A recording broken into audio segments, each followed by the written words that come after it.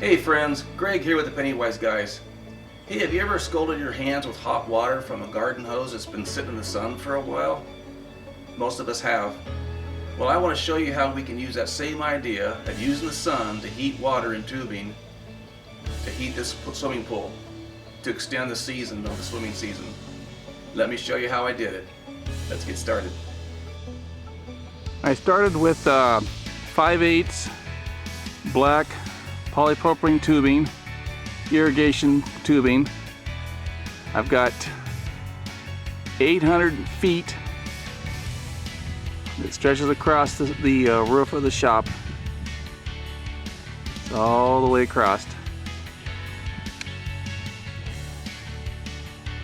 Okay, so that's 4 200-foot rolls of tubing put together.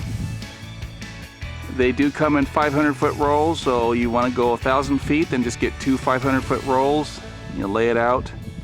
But over there is the intake side coming from the pool, and then the return line here goes back after it's heated back to the pool. So that's the setup. It can be done across the ground, across the roof of a building, just any place where you can get sun exposure. It doesn't have to be on top of a metal roof. It could be on top of any kind of roof, building, or behind a fence, behind the pool, on the ground level. This is the intake side on one side of the pool. This is regular RV hose, and I got it going up to the shop here.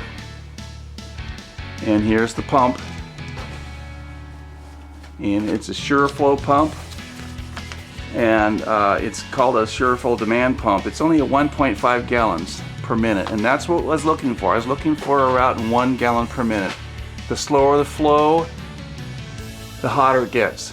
The faster the flow, it doesn't get quite as hot. And so I determined that 1 gallon per minute gives me the best optimal temperatures, and we'll see that in a minute here, what those are.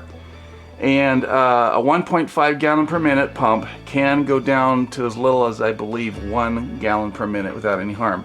So if you see, I put in a valve there with water fittings, and I can dial that back from 1.5 down to 1 gallon per minute. This particular pump comes with the 3/8 female pipe threads, and so I just used 3/8 to 1/2 inch reducers on both sides.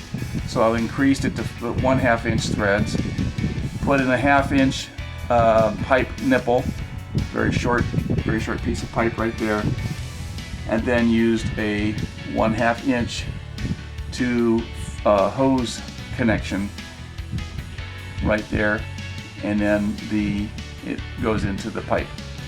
That's the inlet side. Outlet side, same thing. Reduce it down from 3/8 to 1/2. It's actually increased in size from 3/8 to 1/2.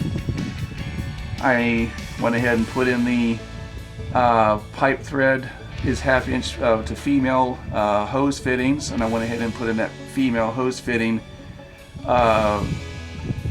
valve there so I can reduce it down. And then this is my output side. And then what I did is I went ahead and put a loop. Okay, that goes up onto the roof there. Okay, but over here I went ahead and put a loop on the return side. That's to keep it from draining all the water out of the pipe once it's primed. And it's a good idea because then when you have the system off, it doesn't drain all out. It just drains just a little bit, and then it's primed all the time.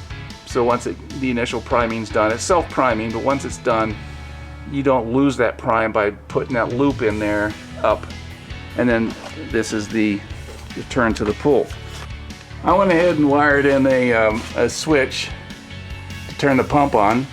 Oh, gotta turn the power strip on over here, and we'll do that right now.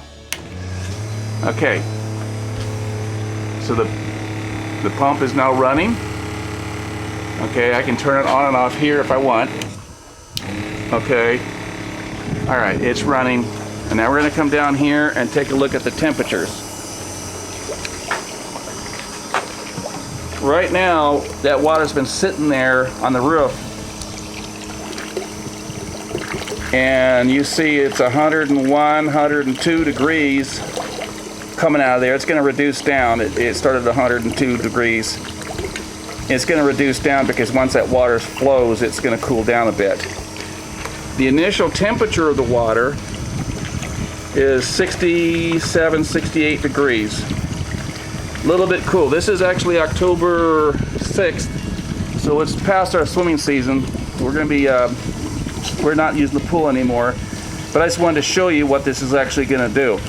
So it's taking in 67 degree water, and after it's, okay, now it's about right.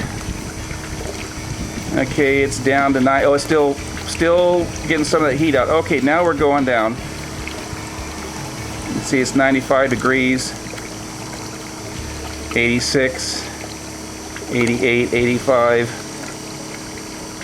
Okay, that's about what it does. So we're starting with 67 degree water and going to fluctuating 89, 92, 88, 87. Okay, roughly about 20 degrees change between the intake and the water coming out. Now keep in mind that's 1 gallon per minute flow. This is a very large pool. This is the largest above ground pool you can get. So the amount of water that it has to exchange at 90 degree temperatures coming into this pool, it'll raise the overall temperature throughout the day anywhere from 3 to 5 degrees, and that makes it pretty good. Now this pool's in the shade all the time. Okay, so it's under cover the whole time, so it stays pretty cold. So it makes it kind of uncomfortable. Even in the summertime, it's not too bad, but if you warm it up 3 to 5 degrees, it's really nice water. It's cool, but it's very, very nice. We don't get sunburnt. We don't have to worry about the sun. The kids get burned with the sun. So it's covered all the time. If it was out in the sun, the pool's out in the sun, then you're warming that up probably in the summertime, maybe a little warmer than you want. So maybe this heating system would only run during the late spring, early fall to supplement the heat of the pool to extend your swimming season. I pray that you are blessed, that you know Him who is the author of life.